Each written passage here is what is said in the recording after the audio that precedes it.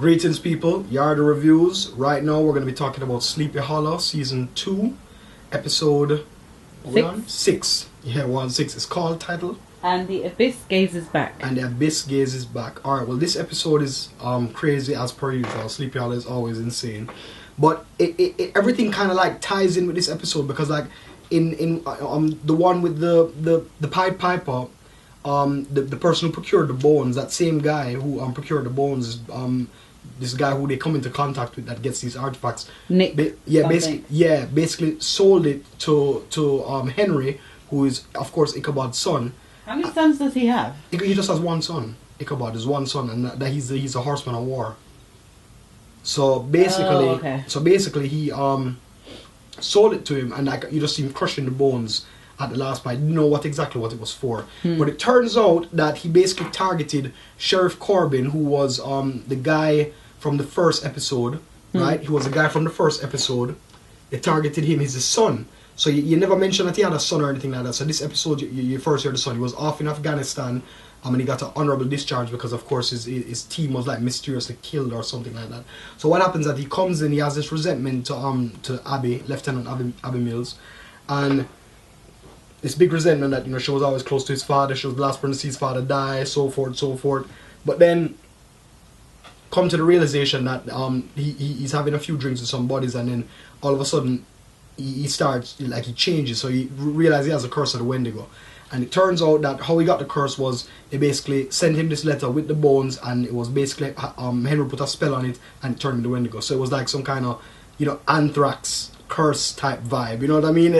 It's crazy. Every week this just gets more and more bizarre for me. Yeah, and it's like they basically trace the Wendigo back to the origins of Boone, and his brother obviously was infected by the curse, so he went to this Indian shaman tribe to kind of cure it. So basically what happens is that they need to cure it now, so they go to this modern day Indian tribe with the help of the same guy who procures the artifacts for them, who has this relationship with Abbie's sister, right? You see them kissing in one episode, and then all of a sudden you see him, like, he kind of likes Lieutenant Mills, so it's like he's with the sister but he likes the other sister, and you see like this weird chemistry thing going on. I don't know what's really going on between it, but it was just weird. And I guess they're going to play on that eventually. But what happens is they eventually figure out from the shaman that to cure the Wendigo you need to cut him with this obsidian blade and put his blood in this like skull and chant this thing and he'll change back. But the thing is, they said that once he changes 4 times and he eats a human flesh, he'll become the Wendigo forever. So he's on his 4th change now, and hoping they're trying to draw him to them, so hoping that he hasn't fed or anything before. So they pull they cut him, try to do the spell, and then at one point they're at this struggle where, listen, if you can't do the spell and you have to kill him with the blade. So he basically is giving Abbie the choice, says, listen, are you going to kill him or what? Because you have to take him out, and she's like, no, we'll give him a chance. Give him a chance. Is of course the guy's son, and boom, he eventually changes. So they kind of saved the day. But what had happened was he was supposed to exchange this artifact, this special poison, with Henry in order to get his the curse lifted. But of course Henry double-crossed him. So he took the poison, and then he creates this spider out of this poison, and he sends the spider to his mom, which is Ichabod's wife. So I think the next episode is about her suffering in some pain, maybe giving birth to Moloch or something like that. So I think that's how that's going to play out. I mean, they also touched on the officer as well, the officer from the Orlando Jones, the character Orlando Jones plays. He sold his soul, and like he was tempted to kill somebody that had paralyzed his daughter.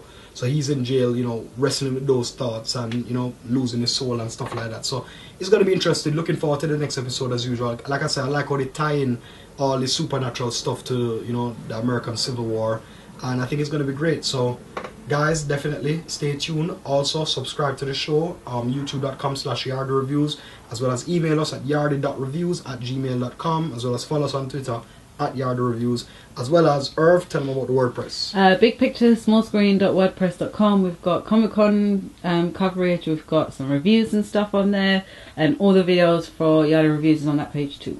Brilliant. All of that good stuff. Me and Irv signing out. Big up yourself.